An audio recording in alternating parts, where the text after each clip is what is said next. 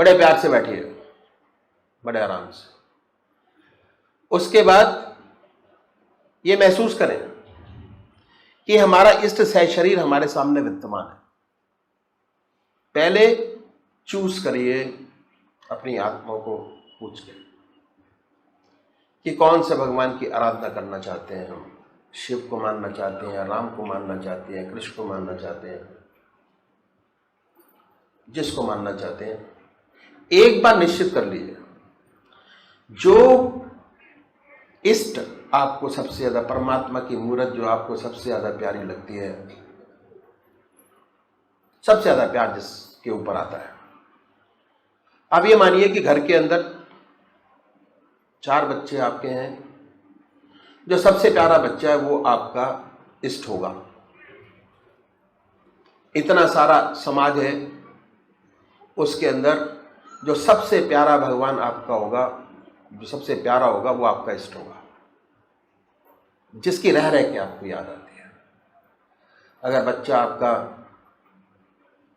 प्यारा बच्चा आपसे दूर देश में है और वहाँ उसकी कोई तकलीफ हो जाती है तो रह रह के उसका ख्याल आता है, और जब तक आत्मा चैन नहीं देती जब तक उसकी खुशखबरी हमको मिल ना जाए। इतनी तड़फ अपने इष्ट के प्रति आपको होनी चाहिए।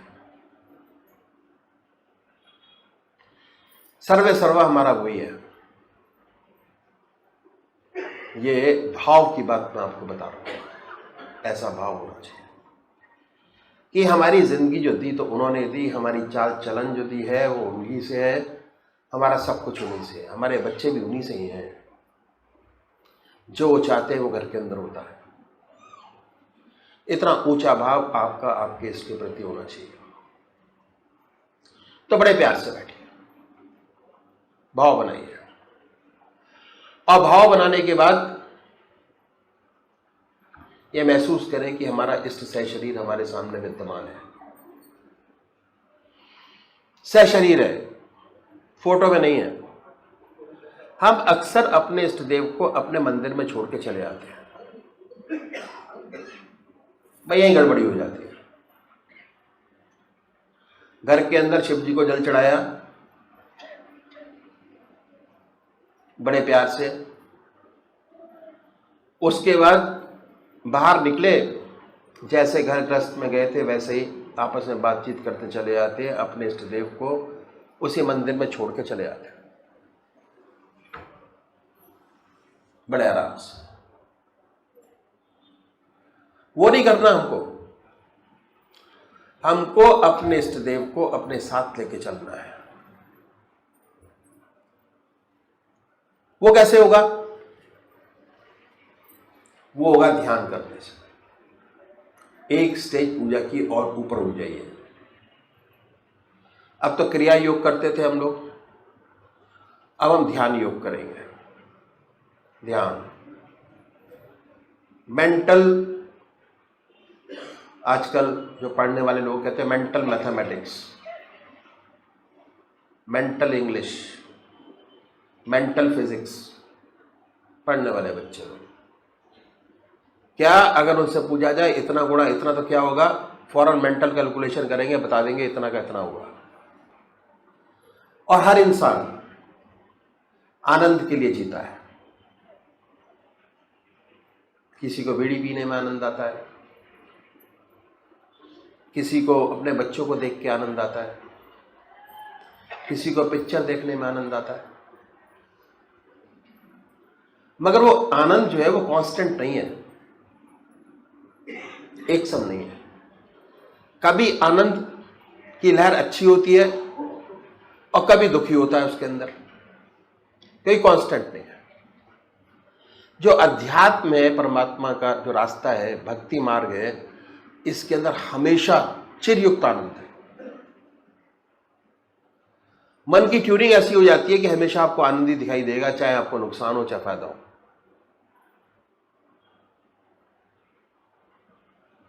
क्यों? हमने अपने दिमाग को उसी हिसाब से ट्यून कर दिया। ऐसा नहीं कि जो सत्संग में आता है उसको नुकसान ना होता हो। भाई बिजनेस है, नुकसान भी होता है फायदा भी होता है, उतार भी है, चढ़ाव भी है जिंदगी में। जब तक कहना चाहिए कि दुख है तो सुख का एहसास नहीं है, सुख है तो दुख का एहसास नहीं है, दोनों एहसास है, ये पैरेलल चलते हैं। और एक आनंद को प्राप्त करने वाला आदमी, उसके लिए सुख और दुख बराबर सा हो जाता है।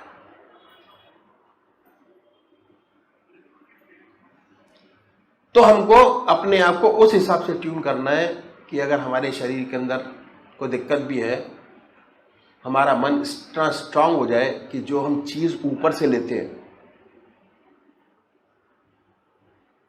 उसका इमीडिएटली इफेक्ट होना चाहिए बॉडी के अंदर। और कब होगा? जब हमारा मन जो है बहुत स्ट्रांग होगा, मन निरोग होगा। मन में ही रोग पलते हैं सारे, और रिफ्लेक्शन बॉडी के ऊपर होता है। शरीर नहीं कहता कि मुझे बुखार आ रहा है, मन कहता है कि तेरे को बुखार आ रहा है। पेट में दर्द है, पेट नहीं बोलता कि मेरे पेट में दर्द है। एहसास मन को होता है, आत्मा को होता है, मन को होता है, आत्मा को भी नहीं होता। किसी दर्द का एहसास मन बोलता है कि भाई तेरे पेट में दर्द है, तेरे को भूख लग रही है, तेरे को नहीं लग रही है, मन। और मन ही कंट्रोल करने की चीज है। अगर मन को आपने अपने अंडर में कर लिया तो आपने जीवन का 99% प्रॉब्लम आपने अपनी खत्म कर ली, 99%। और मन को स्ट्रांग बनाने का तरीका ध्यान योग। फिर वहीं आगे लौट गया ध्यान योग। तो तरीका क्या है कि आपने अपने इष्ट देव को चुना और पूजा करते हुए अपने पूजा के स्थान पर गए। अगर है आपके घर के अंदर तो बड़ी अच्छी बात है, नहीं है तो एक स्थान बना लीजिए पूजा का। कुशा कंबल का आसन लगाइए, बड़े प्यार से बैठिए। कोई भक्ति भरा भजन हो तो गाइए, भक्ति भाव। अगरबत्ती जलाएं। क्यों जलाते हैं अगरबत्ती? उससे वातावरण शुद्ध होता है। पवित्र मन पवित्र एटमॉस्फेयर में ही पैदा होता है। अगर आपका घर पवित्र नहीं है, रात को सोते कपड़े में बैठ गए तो आपका मन नहीं लगेगा। बड़े प्यार से उठिए, धूप बत्ती अगरबत्ती जलाएं, खुशबूदार। उसके बाद कोई भजन आता है तो गाइए बड़े प्यार से। उसके बाद अपने इष्ट देव की मूर्त जो आपको सबसे ज्यादा प्यारी है उसको अपने सामने बनाने की कोशिश कीजिए कि हमारे इष्ट देव हमारे सामने सशरीर विद्यमान है, मूर्त में नहीं है। बड़ी बड़ी आंखें हैं, गोल चेहरा है, बनाए अपने सामने। उसी ख्यालों में डूब जाइए। उसी ख्यालों में डूबना ध्यान योग की तपस्या करना है, तपाना है अपने शरीर को।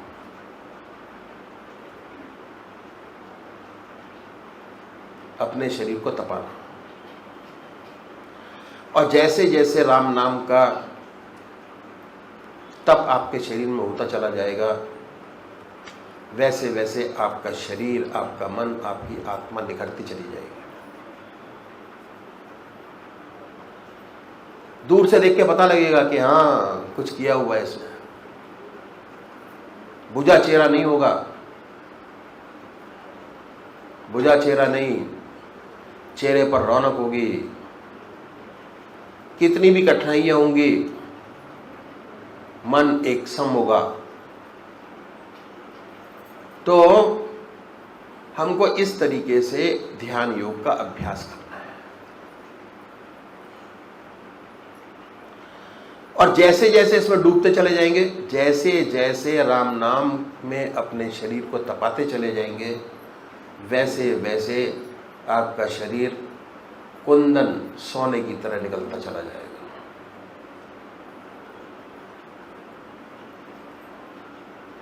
तो अभी एक भजन होगा और भजन के साथ साथ सभी भाई बहन अपने अपने इष्ट का ध्यान करेंगे। विनती सुन हमारी, पतितों को तारते हो, पापों को कर क्षमा तुम, पतितों को तारते हो, पापों को कर क्षमा तुम, कर लोगे वायदे झूठे, अब है हमारी वारी, अब तो हमें बचा लो, सब भूल है हमारी,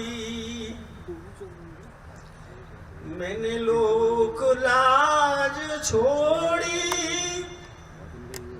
और प्रीत तुमसे जोड़ी, मैंने लोक लाज छोड़ी और प्रीत तुमसे जोड़ी, मुख मोड़ आप बैठे, बिगड़ी दशा हमारी, कुछ तो हमें बता दो, जो भूल है हमारी, पापी हृदय पिघल कर आँखों की राह निकला, पापी हृदय पिघल कर आँखों की राह निकला, ये आंसुओं की माला,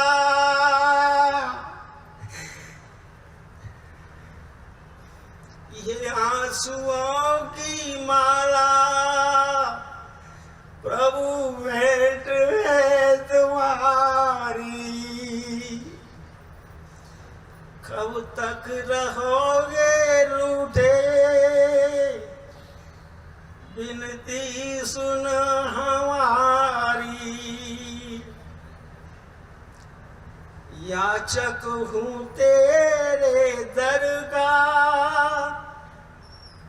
तुम श्याम दाता मेरे, याचक हूँ तेरे दर का, तुम श्याम दाता मेरे, खाली न मुझको भेजो, खाली न मुझको भेजो, होगी हंसी तुम्हारी, खाली न मुझको भेजो, होगी हंसी तुम्हारी, अब तो हमें बचा लो, सब भूल है हमारी।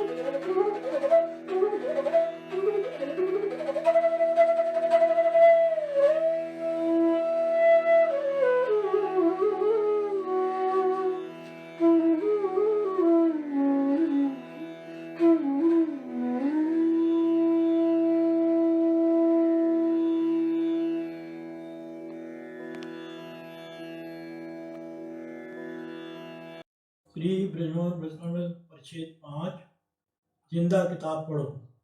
स्थान बुलंदशहर। मज्जन फल पेख उतट काला, काक होई पिक बकऊ मराला। सुनिया चरज करे जन कोई, सत्य संगति महिमा नहीं होई। आज श्री दत्ताजी महाराज बाबू मोहनलाल पेशकार साहब के यहाँ पधारे हैं। अच्छी भीड़ हिंदू तथा मुसलमान जिज्ञासियों की लगी हुई है। ये कोई अचरज की बात नहीं है। जब चिराग की लौ रोशन हो जाती है तो पतंगे आया ही करते हैं। भगवत प्रेमी समाज का अद्भुत मिलन है। सभी माल के कुल परम पिता परमात्मा की याद में मतवाले हो रहे हैं। आज श्री राम साई जी शिष्य परम संत महात्मा उड़िया बाबा भी पधारे हैं। आपको ठाकुर अमरदेव सिंह मुनीम जी ने भेजा है कि देह नाम ही नाम है या कुछ वास्तविकता भी है। श्री दत्ताजी महाराज समाधि अवस्था में चले गए हैं। मुखमंडल पर तेज प्रकट हो गया है। सभी भक्तजन प्रकाश, आकर्षण, शांति तथा आनंद का अनुभव अपने अपने पात्र अनुसार कर रहे हैं। संत समाज की दुनिया कैसी निराली दुनिया है, ये अनुभव गम्य तम्य है, तत्व है, शब्दों में नहीं दर्शाया जा सकता। बीच बीच में श्री दत्ताजी महाराज सचेत होकर हरि चर्चा भी करते रह जाते हैं। सभी भाई बड़े प्रेम से एकाग्रचित्त उनकी पवित्र वाणी का पान कर रहे हैं। श्री दत्ताजी महाराज ने फरमाया, जिस प्रकार एक बूंद के पीछे समुद्र की शक्ति रहती है, जिस प्रकार एक किरण के पीछे सूर्य रहता है, उसी प्रकार निष्काम भक्त या प्रेमी सेवक के पीछे गुरु ब्रह्म भी महान शक्ति रहती है। गुरु समरथ सर पर पकड़े, कहाँ कभी तो दास, सिद्ध रिद्धि सेवा करे, मुक्ति न छाड़े पास। दास दुखी तो मैं दुखी, आदि अंत तिहु काल, पलक एक में प्रकट हो, छिन्न में करो निहाल। आपने फिर समझाया कि आजकल इस गए गुजरे जमाने में भक्ति और प्रेम का ही मार्ग सरल तथा सुंदर मार्ग है। सच्चे प्रेम में बनावट, मक्कारी, रयाकरी, धोखा, पॉलिसी बाजी आदि नहीं होती है। उपासना का आशय प्रेम और भक्ति से है। ये हृदय का खास गुण है। किसी को दिल देना उसकी भक्ति व प्रेम में है। भक्ति को दिल को दिवगंत, खिदवंत या मानसिक सेवा करते हैं। इसका आरंभ शुरुआत उपासना से होता है। उपासना यानी उप प्लस आसना, निकट होने का या संगत होने से होती है। भक्ति प्रेम शरणागति समर्पण मनमत न होने का मार्ग है। इसी को मुसलमान संत जज्ब का तरीका कहते हैं। इसका संबंध कल्प हृदय से है।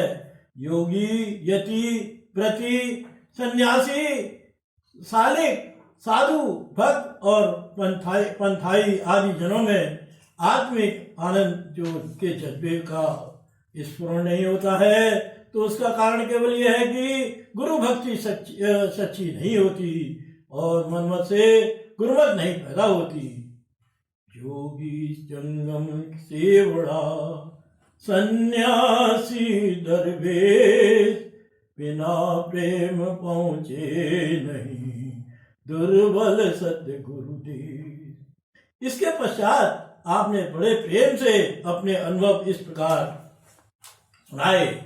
आपने फरमाया, एक बार इस सेवक ने लालाजी महाराज परम संत महात्मा रामचंद्र जी महाराज की अलमारी से किताब तर्क की कुल धर्म निकालकर चुपचाप पढ़ना शुरू कर दिया। ये काम इस सेवक के मनमत का था, महात्मा जी की आज्ञा अनुसार नहीं किया गया था। आप महात्मा जी इस समय घर पर नहीं थे, हकीम जी के पास तशरीफ ले गए थे। अकेला कमरा पाकर ये सेवक उस किताब को शौक से पढ़ता रहा। महात्मा जी जब लौटे तो खिड़की से इस दासानुसार की को किताब पढ़ने में मैं पाया। आप अचानक कमरे में आए। आपने किताब दास के हाथ से छीन ली और अलमारी में किताब बंद करके स्वयं ही अलमारी बंद कर दी। आपने कहा सुना कुछ भी नहीं और अंदर तरफ ले गए। दास मल्हार का माथा कुछ ठनका, परंतु इस ओर कुछ विशेष ध्यान न दिया। कुछ समय के बाद पुनः सेवक के मनमते की बिठाई ने फिर ये गुस्ताखी की कि महात्मा जी लाला जी महाराज के यहाँ वह नोट जिसमें उन्होंने कुछ आध्यात्मिक विषयों पर नक्शे आदि बनाकर चक्रों आदि की व्याख्या की थी, आपके बक्स से निकाल कर पढ़े। शौक से उनका अध्ययन करने लगा।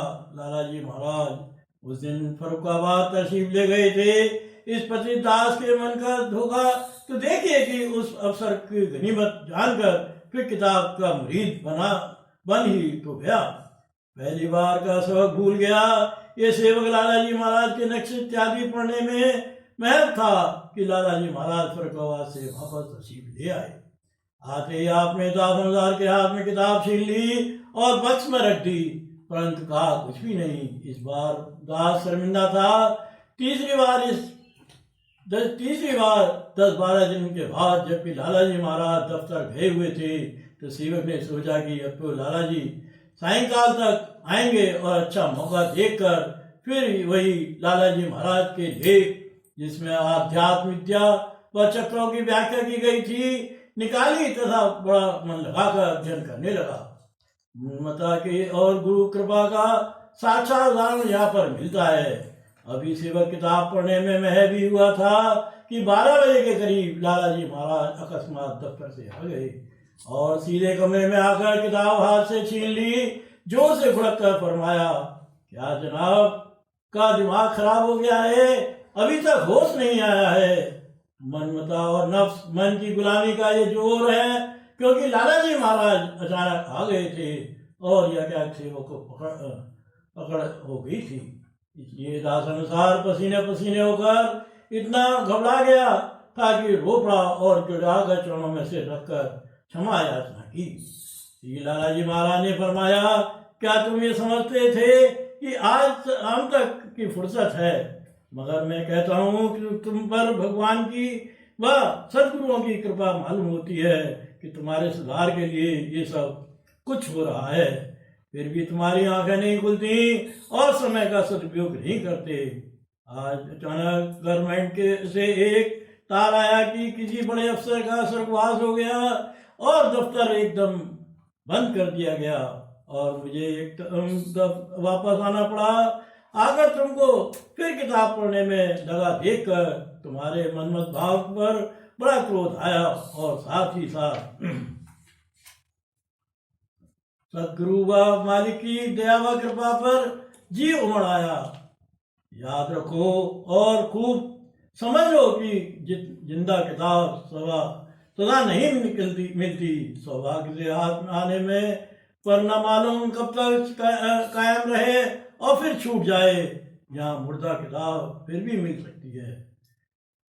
कुतुब महल सूखी हुई हड्डियां हैं, चबाए इन्हें कौन ये सख्त जान है।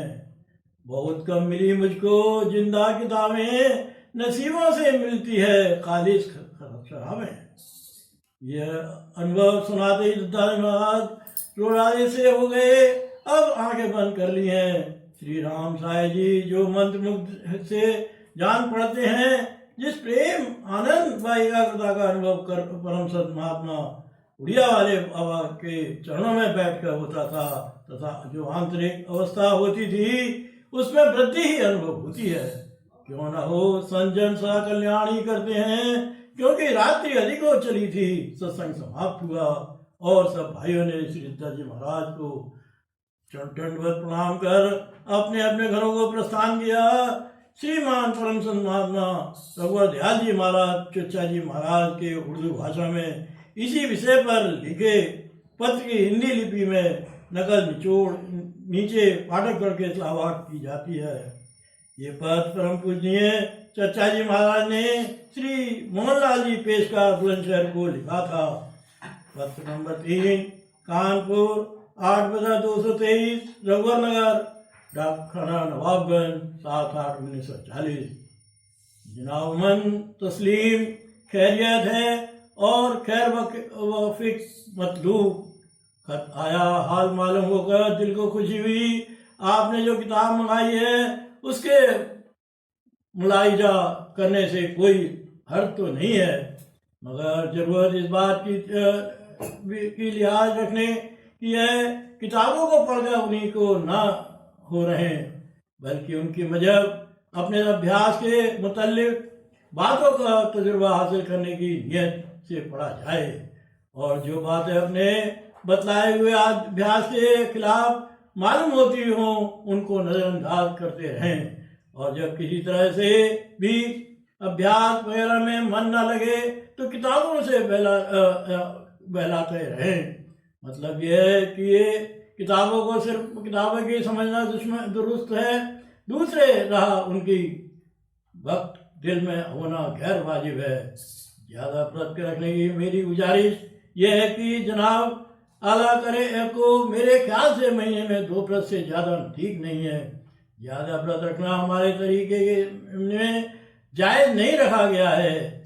चुनाचे एकादशी व त्रयोदशी इन दोनों में से जो आप मुनासिब तसव्वुर करें मुनखतिब फरमा लीजिए और ज़्यादातर तवज्जो बताए हुए अभ्यास के जानिए रजू रखिए। और जब ईश्वर मौका आता फरमाए तब बराए मेहरबानी यहाँ तशरीफ लाने की तकलीफ गवारा फरमाइएगा ताकि मौका सत्संग का हासिल हो सके। बाकी यहाँ पर बामदद खुदा बंद करीम सब तरह से खैरियत है। ओम जय सतगुरुदेव, जय प्रसन्नम। अवल गुरु को वंदगी,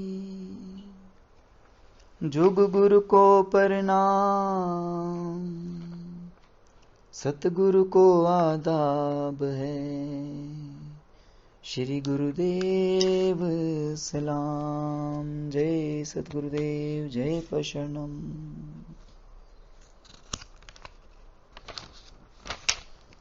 रब की याद किए जा बंदे, याद किए सुख पाएगा, याद किए जा तन मन के सब झगड़े रोग मिटाएगा। रब वाहिद को याद किए जा, सबका जो रखवाला है, जपते हैं अनगिनत उसे, अनगिनती नामों वाला है। वेद पुराणों स्मृतियों को पढ़कर खूब विचारा है, सबका अंत एक हर्फ मिला जो नाम खुदा को प्यारा है। पल भर भी जो अपने मन में प्यारे रब का नाम बसाए, ऐसा रुतबा पाएगा वह जिसकी शान कही ना जाए। जो तेरे दीदार के आशिक, शौक है जिनको दर्शन का, दाता उनकी संगत में नानक का बेड़ा पार लगा। सुख का अमृत सुखमणि, सुख अमृत रब नाम, भक्तों के मन पाएंगे नाम लिए आराम। रब की याद किए जा बंदे, फिर न जन्म का चक्कर खाए। रब की याद किए जा बंदे, मौत का सारा दुख मिट जाए। रब की याद किए जा बंदे, मरने की हो उलझन दूर। रब की याद किए जा बंदे, रद्द बलाएं दुश्मन दूर। रब की याद किए जा बंदे, गायब हर दुश्वारी हो। रब की याद किए जा बंदे, रात और दिन बेदारी हो। रब की याद किए जा बंदे, खौफ न तुझ पर छाएगा। रब की याद किए जा बंदे, दुख सारा मिट जाएगा। रब की याद जभी हो नानक, जब साधुओं का संग मिले। सच्चा हो जब प्रेम खुदा से, फिर दौलत हर रंग मिले। रब की याद किए जा बंदे, माल कमाल खजाने पाए। रब की याद किए जा बंदे, दानिश ज्ञान और ध्यान भी आए। रब की याद किए जा बंदे, जप तप पूजा पाठ है यह।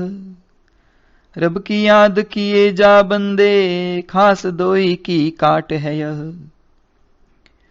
रब की याद किए जा बंदे, तीर्थ का स्नान है यह। रब की याद किए जा बंदे, रब के घर में मान है यह। रब की याद किए जा बंदे, शाकिर तू हो जाएगा। रब की याद किए जा बंदे, जीने का फल पाएगा। रब की याद करेंगे वह तो फैज जो रब पे पाते हैं। नानक रब के प्यारों के हम कदमों से लग जाते हैं। रब की याद किए जा बंदे, कार है ऊंचा कार यही। रब की याद किए जा बंदे, कर दे बेड़ा पार यही। रब की याद किए जा बंदे, दूर हो मन की प्यास सभी। रब की याद किए जा बंदे, सूझे दूर और पास सभी। रब की याद किए जा बंदे, मौत का डर मिट जाएगा। रब की याद किए जा बंदे, खूब मुरादें पाएगा। रब की याद किए जा बंदे, मैल हो मन का दूर तमाम। रब का नाम है अमृत जिससे, सीना हो भर तुम तमाम। जिन संतों की पाक जुबां पर नाम खुदा का रहता है, अदना चाकर उनके दर का नानक खुद को कहता है। रब की याद करे जो बंदे, माल खजानों वाले हैं। रब की याद करे जो बंदे, इज्जत शानों वाले हैं। रब की याद करे जो बंदे, दुनिया में परवान है वह। रब की याद करे जो बंदे, पतवाले प्रधान है वह। रब की याद करे जो बंदे, वह फिर कब मुहताज रहे। रब की याद करे जो बंदे, सब पर उनके राज रहें। रब की याद करें जो बंदे, सुख में दायम रहते हैं। रब की याद करें जो बंदे, दायम कायम रहते हैं। वह करते हैं याद खुदा की, जिन पर उनकी रहमत है। खाक उनके कदमों की मांगे, नानक को यह नियमत है। रब की याद करें जो बंदे, काम उनका गमख्वारी है। रब की याद करें जो बंदे, जान उनके बलिहारी है। रब की याद करें जो बंदे, रुख उनका पुरनूर रहे। रब की याद करे जो बंदे, चैन से मन भरपूर रहे। रब की याद करें जो बंदे, मन पर उनकी जीत रहे। रब की याद करे जो बंदे, पाक उनकी हर रीत रहे। रब की याद करे जो बंदे, सुख पाए आनंद पाए। रब की याद करे जो बंदे, वह रब से नजदीकी पाए। संतों की कृपा से उनमें रात और दिन बेदारी है। खुशकिस्मत है नानक जिनको याद खुदा की प्यारी है। रब की याद किए जा बंदे, पूरे हो सब काम तेरे। रब की याद किए जा बंदे, चिंता से आराम मिले। रब की याद किए जा बंदे, दाता के गुण गाए तू। रब की याद किए जा बंदे, रब में सहज समाए तू। रब की याद किए जा बंदे, पक्का आसन पाएगा। रब की याद किए जा बंदे, दिल का कमल खिल जाएगा। रब की याद किए जा बंदे, गैब से तू झनकार सुने। रब की याद किए जा बंदे, तुझको सुख बेअंत मिले। रब की याद करे वह बंदे, जिन पर रब की रहमत है। नानक मांगे उनका साया नियमत है। रब की याद किए से कुल संतों का नूर ज़हूर हुआ। रब की याद किए से जाहिर सब वेदों का नूर हुआ।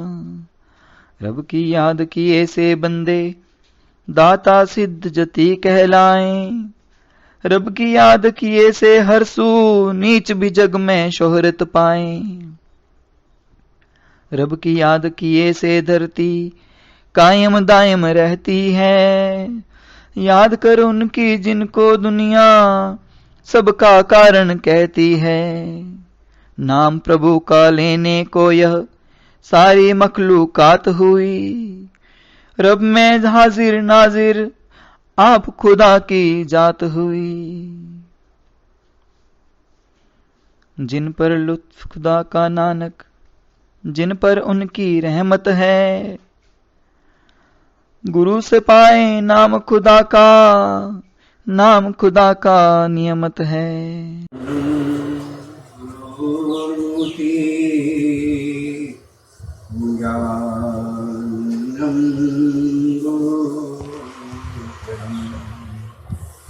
मन्त्रोऽयं गुरुवाक्यं मोक्षं गुरुकृपा। गुरुर्ब्रह्मा गुरुर्विष्णु गुरुर्देवो महेश्वरः। साक्षात् परब्रह्म तस्मै श्री गुरुवे नमः।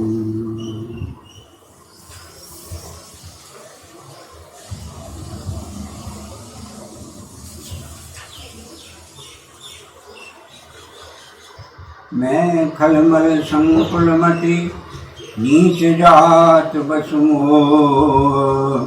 हर जन तुझ देखें जरूं करऊं विष्णु कर दो। मैं दुष्ट नीच जाति और पापमयी मन वृद्धि वाला मोहवश श्री हरि के भक्तों और द्विजों को देखते ही झुरकता और विष्णु भगवान से द्रोह करता था। गुरु नित्य मोहि प्रबोध दुखित देख आचरण मम। मोहि उपजय अति क्रोध दम्भ नीच की भाई। गुरु जी मेरे आचरण देखकर दुखित थे। वे मुझे नित्य ही भली बात समझाते, पर मैं कुछ भी नहीं समझता। उल्टे मुझे अत्यंत क्रोध उत्पन्न होता। दम्भी को कभी नीति अच्छी नहीं लगती है। एक बार गुरु लीन बुलाई, मोहे नीति बहु बात सिखाई। शिव सेवा कर फल सुत सोई, अविरल भगति राम पद होई। एक बार गुरु जी ने मुझे बुला लिया और बहुत प्रकार से परमार्थ नीति की शिक्षा दी कि हे पुत्र, शिव जी की सेवा का फल ही है कि श्री राम जी के चरणों में प्रगाढ़ भक्ति हो। राम भजई तात शिव दाता, नर पावर के टिकवाता। जासु चरण अज शिव अनुरागी, तासु द्रोह सुख चैत अभागी। देता शिव जी और ब्रह्मा जी भी श्री राम जी को भजते हैं, फिर नीच मनुष्य की तो बात ही कितनी है। ब्रह्मा जी और शिव जी जिनके चरणों के प्रेमी हैं, अरे अभागे, उनसे द्रोह करके तू सुख चाहता है। हर कहूँ हर सेवक गुर कहू, सुन खगनाथ हृदय मंदयऊ। अधम जाति में विद्या पाए, स्वयं जठाए दूध पियाए। गुरु जी ने शिव जी को हरि का सेवक कहा। ये सुनकर हे पक्षीराज मेरा हृदय जल उठा। नीच जाति का मैं विद्या पाकर ऐसा हो गया जैसे दूध पिलाने से सांप।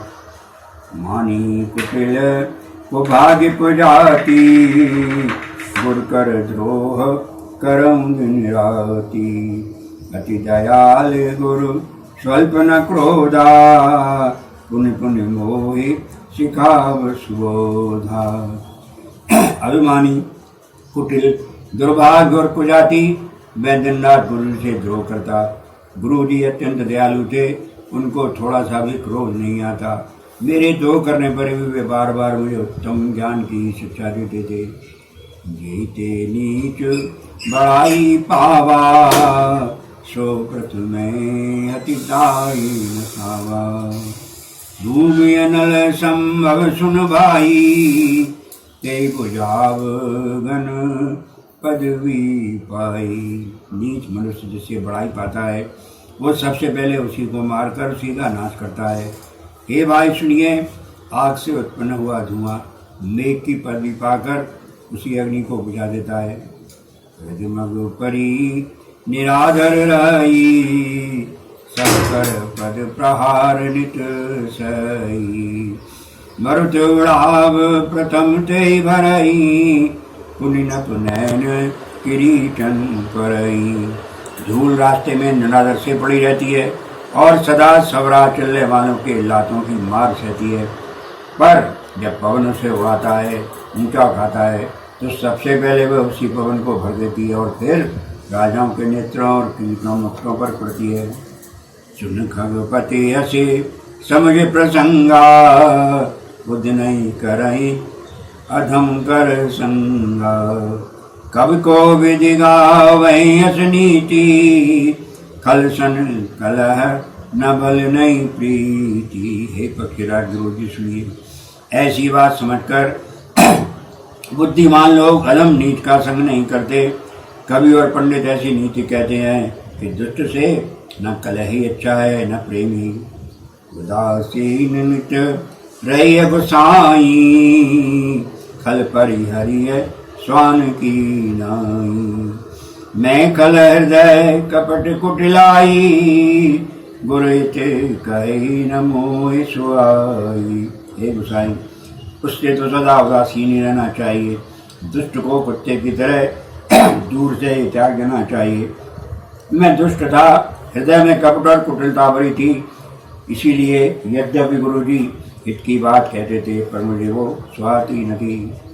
एक बार हर मंदिर जपत रहूं शिव नाम, गुरु आयु अभिमान तैं उठ नहीं कीन प्रणाम। एक दिन मैं शिव जी के मंदिर में शिव नाम जप रहा था। उसी समय गुरु जी वहाँ आए, पर अभिमान के मारे मैंने उठकर उनको प्रणाम नहीं किया।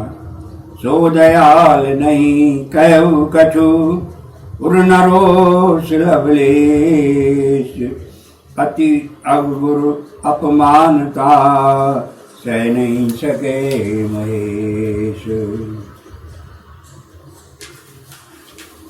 गुरु जी दयालु थे, मेरा दोष देखकर भी उन्होंने कुछ नहीं कहा।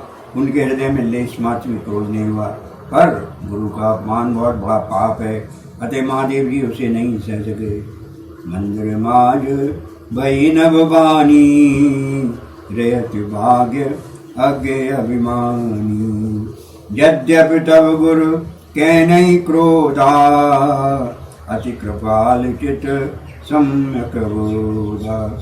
मंदिर में आकाशवाणी हुई कि अरे हतभाग मूर्ख अभिमानी, यद्यपि तेरे गुरु को क्रोध नहीं है, वे अत्यंत कृपालु चित्त के हैं, उन्हें पूर्ण तथा यथार्थ ज्ञान है। तदप साप सट दयऊ तोई, नीच विरोध सुहाई न मोई। जो नहीं दंड करऊं खल चोरा, भ्रष्ट होई श्रुति मार्ग मोरा। तो भी हे मूर्ख तुझको मैं शाप दूंगा, क्योंकि नीति का विरोध मुझे अच्छा नहीं लगता। अरे दुष्ट, यदि मैं तुझे दंड न दूं तो मेरा वेद मार्ग ही भ्रष्ट हो जाए। जे सट गुर सन ईर्षा करही, रौरव नरक कोट जुग परही। त्रिजगे जो निपुण धरे शरीरा, अयुत जन्म भर पावै पीरा। जो मूर्ख गुरु से ईर्षा करते हैं वे करोड़ों युग तक नौरव नरक में पड़े रहते हैं। फिर वहाँ से निकलकर वे त्रियक पशु पक्षी आदि योनियों में शरीर धारण करते हैं और 10,000 जन्मों तक दुख पाते रहते हैं। बैठ रहे सज गरीब पापी, सर्प हो ही खलमल मत व्यापी। महाबिटप को टर मऊ जाई, रव अधिमादम अधिगति पाई। अरे पापी, तू गुरु के सामने अजगर की भांति बैठा रहा। रे दुष्ट, तेरी बुद्धि पाप से ढक गई है, अतः तू सर्प हो जा। और अरे अधम से भी अधम, इस अधोगति सर्प की नीची योनि को पाकर किसी बड़े भारी पेड़ के खोखले में जाकर रहे। हाहाकार कीन गुरु दारुण सुन, शिव साप कंपित मोहि विलोकियति, रूप जा परताप। शिव जी का भयानक श्राप सुनकर गुरु जी ने हाहाकार किया। मुझे कांपता हुआ देखकर उनके हृदय में बड़ा संताप उत्पन्न हुआ। कर दंडवत सप्रेम दुज, शिव सम्मुख कर जोर। विनय करत गद गद स्वर, समुझ घोर गति मोर। प्रेम सहित दंडवत करके वे ब्राह्मण श्री शिव जी के सामने हाथ जोड़कर मेरी भयंकर गति दंड का विचार कर गणों से विनती करने लगे। नमामि शमीशान निर्वाण रूपम, विभुम व्यापकम ब्रह्म वेद स्वरूपम। निजम निर्गुणम निर्विकल्पम निरीहम, चिदाकाश माकाश वासम भजेहम। हे मोक्ष स्वरूप, विभु व्यापक ब्रह्म और वेद स्वरूप, ईशान दिशा के ईश्वर तथा सबके स्वामी श्री शिव जी, मैं आपको नमस्कार करता हूँ। जिस स्वरूप में स्थित अर्थात मायादि रहित, मायिक गुणों से रहित, भेद रहित, इच्छा रहित, चेतन आकाश रूप एवं आकाश को भी वस्त्र रूप में धारण करने वाले दिगंबर अथवा आकाश को भी आच्छादित करने वाले आपको मैं बसता हूँ। निराकार लोकार मूलम तुरीयम, गिरा ज्ञान गौतीतमीशं गिरीशं। करालम महाकाल कालम कृपालम, गुणागार संसार पारम